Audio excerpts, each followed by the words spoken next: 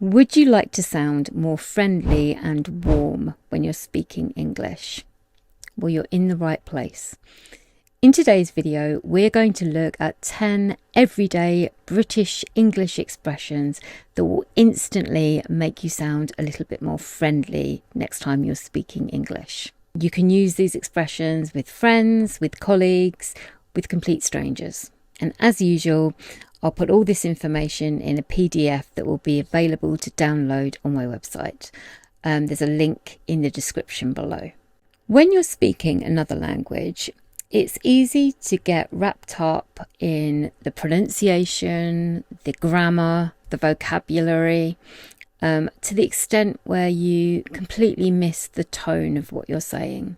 So maybe you end up saying something like, "Give me the salt," or "You're late," or "I want the menu." Now, all these sentences are correct, but they lack warmth and they could come across as being quite rude. In British English, we often go out of our way to be indirect. Not because we're avoiding the point, but because we're mindful of how the other person feels. We like to leave space, soften the message, and sound a bit more human and less like a robot.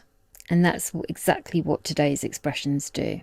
So let's take a look at them. The first one is, "I was just wondering." This one is really gentle and useful. It turns a direct question into something a lot softer. "I was just wondering if you'd had a chance to read the email." "I was just wondering if you're free on Friday." This expression shows that you're asking, you're not demanding. You're not rushing, and you're giving the other person the space to say no. This is perfect for work, emails, polite requests, or even just asking something sensitive. We add the word just to make it feel even lighter. We love the word just in British English, you might have noticed. Okay, one final example of "I was just wondering." "I was just wondering if you'd be as kind as to give this video a thumbs up, or even better, subscribe. Thank you." Expression number 2, "Would you mind?" "Would you mind helping me carry this?" "Would you mind if I open the window?" Or, "Would you mind if I just open the window?" "Would you mind checking this for me?" Notice the tone is respectful. This expression shows that you see the other person. You're not giving orders, you're asking for help. And that small difference can make a big impact. "Would you mind" is one of those all-rounders that you can use in pretty much any situation. Would you mind saying hello in the comments and telling me where you're watching from today? Expression number 3 is, "I might be wrong, but." This is a way that we share opinion without sounding too confident or arrogant, which again is very British. "I might be wrong, but I thought her birthday was today." "I might be wrong, but isn't that due tomorrow?" It makes your message sound softer and more thoughtful, and less likely to create tension. And if you're pointing out a mistake, this is a really gentle way to do it. Expression number 4 for sounding more friendly in English is "bit of a." We use "bit of a" to soften nouns, especially when something's gone wrong. "It's a bit of a nightmare." "There's been a bit of a delay." "It's a bit of a mess, to be honest." It's a way of making something sound less dramatic. "Yeah, the rain was cancelled and we had to wait in the rain for about 5 hours. Bit of a disaster, really." You'll hear "bit of a" lots in everyday speech. Try using it. Number 5 is a lovely expression that I used a lot myself, especially with my kids when they were little. And it's "not the end of the world." And it's a nice way to comfort somebody when things go wrong. "I lost the receipt, but it's not the end of the world." "They were a bit late, but it's not the end of the world." "My daughter dropped my favourite vase. It's a shame, but it's not the end of the world." "It's not the end of the world" helps you stay grounded and balanced. It's calm. It's a way of saying, yes, it's annoying, but we'll survive.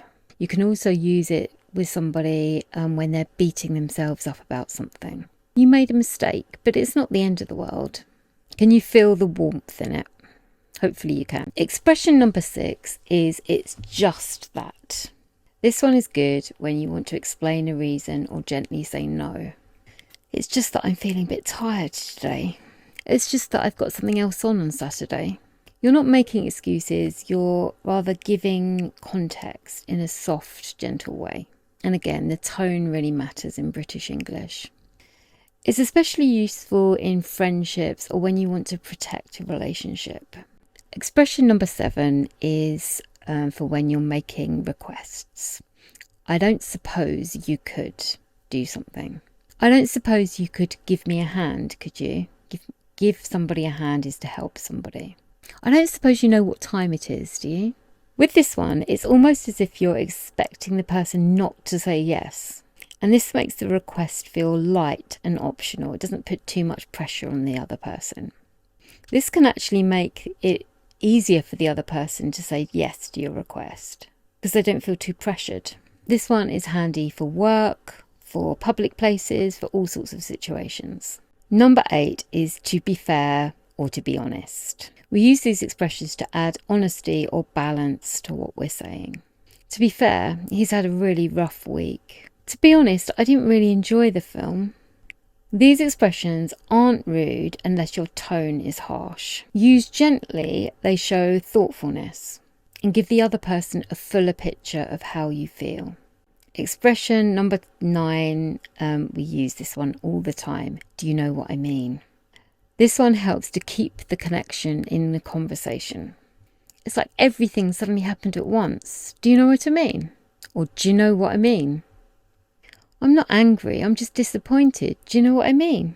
It's just a little check-in and it might make the other person feel included. It's a way of saying, I hope you understand where I'm coming from. And again, it keeps the conversation warm. Finally, expression number 10 is I wouldn't say no. This is a charming way of accepting something without sounding too eager. Would you like a biscuit? Oh, I wouldn't say no, thank you. It's got a slightly playful tone about it, a bit cheeky. Do you fancy going for a coffee? Oh, I wouldn't say no. I wouldn't say no adds a bit of personality to your yes. Okay, so let's have a little bit of practice with this. You want somebody to send you something. You could just say, send it to me. It sounds blunt and rude. So how would you soften it? Well, you could say something like, I was just wondering if you could send that to me when you get a moment. Thanks. The next one, you're going to tell somebody that you think they're wrong. That's wrong. What could you add to this? How could you rephrase it to make it sound more polite, more friendly and softer?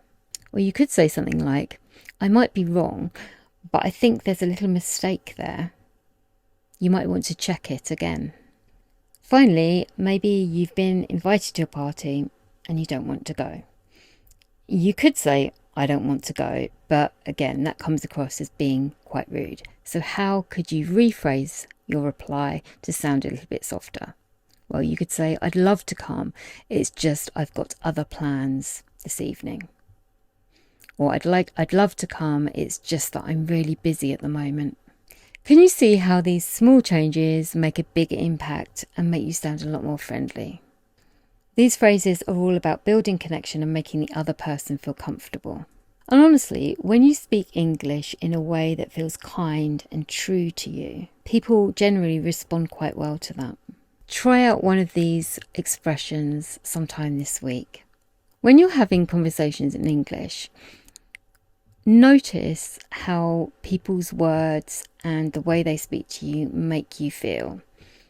If somebody says something in a way that makes you feel good, that makes you feel comforted, that feels friendly and that feels warm, try and note what it was. Was it the words they were saying? Was it the expression on their face when they were saying it? What was it that made you feel connection? And then try and adopt it. Try and use it yourself in your own conversations. If you found today's video useful, then it would be great if you could give me a thumbs up and subscribe for future videos. I really look forward to seeing you again next time. Take care. Bye.